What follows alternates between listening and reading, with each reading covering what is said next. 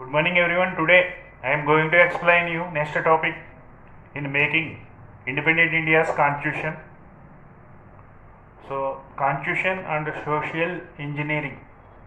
Constitution and social engineering. So during the British period, the Britishers ruled our country. Colonial rule is there in India. So the Britishers ruled our country and exploited natural resources as well as human resources. So the living conditions of the people in India was become very miserable, and their living conditions are very low, and they can't able to fulfill their requirements as well as their family requirements. So the large section of the people are come under the poverty. There is the much inequalities in the society, economic inequalities, social inequalities, many the caste system was practiced. So the scheduled castes, scheduled tribes, backward caste people was suppressed, and they did not get justice in the society. So during the colonial rule, the Britishers were encouraged Jamindari system, and Jamindars were imposed tax over the people, So the Jamindars dominated the society, and the rulers also dominated and exploited the resources, all the resources in India. So under these circumstances, there is no education. The education was very less. So before independence, only 10% of the people were educated in India. Remaining those all are illiterate. Illiteracy is there. So under these circumstances, we achieved independence. After independence, we have started to make. We are in 1946 to we have to make our own constitution.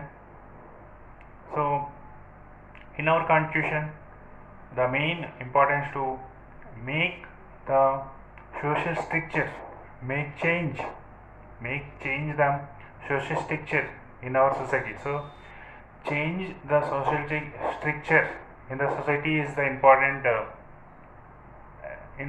aspect in our policy makers. Our economic policy makers and our leaders have stood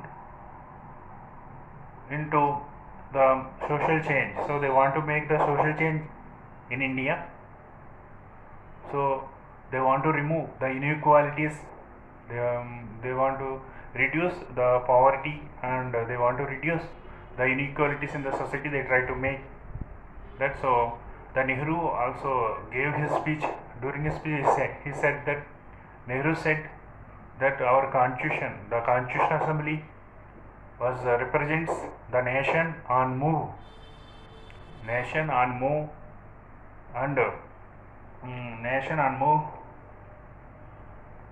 throwing away the shell of on its past, throwing away the shell of its past political and economic social conditions in the country, and making a new government on its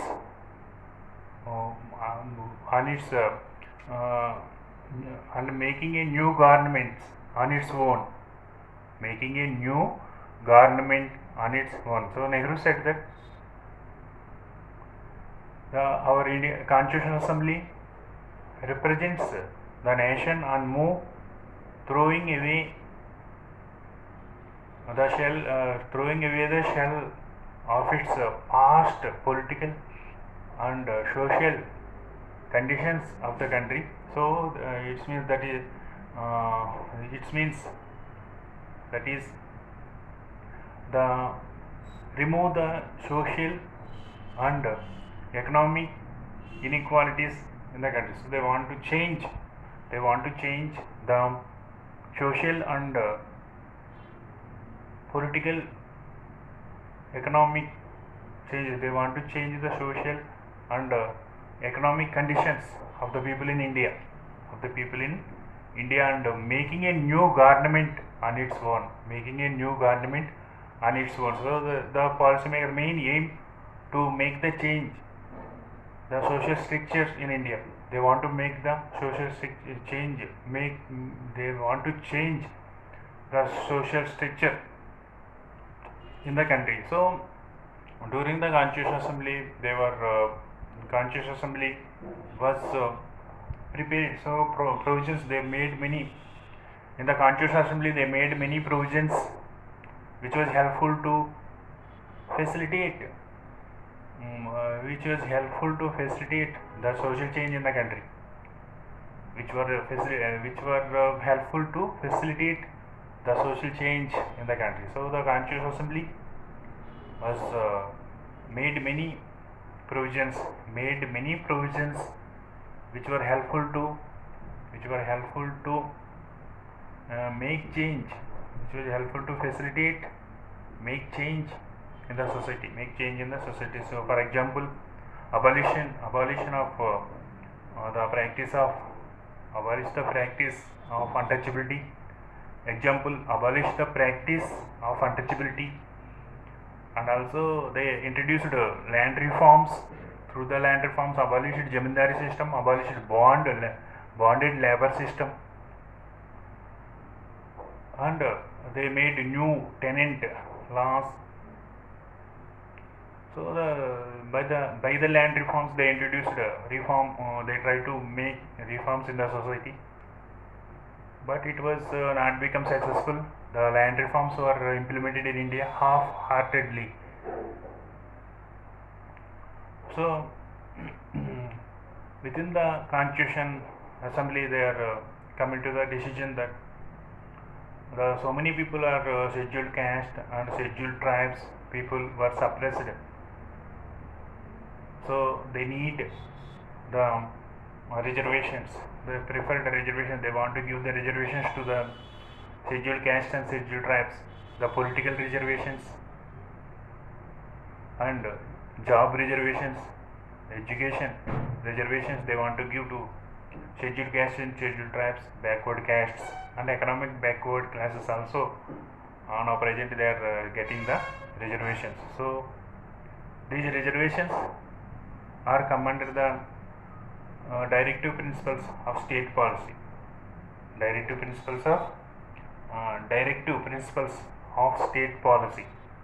So reservations come under the directive principles of state policy. So the reservations were implemented. For example, in Lok Sabha there are 543 seats are there. 85 seats reserved for SCs, 48 seats reserved for STs. There are now present there are 543 Lok Sabha seats are there. 543 among them they gave reservations to the SCs. They gave 85 seats to the SC reservation, come under the SC reservation. So 48 seats come under the STs. So like they gave the political reservations, and in the state assembly also the MLAs, the reservations are there according to the population. They provide reservations to the SCs and STs. ST candidates, they have to write. Only the only the SCs and STs can have right to contest in the elections in the reserved constituencies. So like in a state level and central level also provide the reservations to the scheduled castes and tribes. So education reservations, job reservations, the public sector jobs, so IAS, IPS and the MRO, RDO, RI like that. So in the place public sector, group 1, group 2, group 3, group 4, in the place they provide the reservations to the suppressed people. They want to make they want to bond them in they want to give the reservation the helpful hand. They want to give helpful hand to the suppressed people. That's why they provide the reservations. In jobs and education also in the education institutions also provide, the government education institutions also provide the reservations to the suppressed people in India. So actually the reservations are come under the directive principles of state policy. Directive principles of state policy. These reservations are very essential. These reservations are they reduce the inequalities in the society. So now present days we are implementing these reservations is very helpful to the suppressed people, are making inequalities, reducing inequalities in the society. And otherwise the people who are suppressed, they again struggle against the governments, and that is created a lot of problems in the society. That's why the reservations, implementation of the reservations are very essential in the society. So minority rights. So the another one, minorities are the large number of the people are there in India. After the partition also, there are many religions are together living in India, like Muslims, Sikhs and Jain, Buddhists, etc. There are different religion people are there. The government have necessary to protect the rights of minorities. So that's why the Indian Constitution was provide the rights of minorities, provide some provisions to protect the minorities. So under the provisions of the Constitution, they provided the reservations for the minorities also in the job reservations and the education reservations.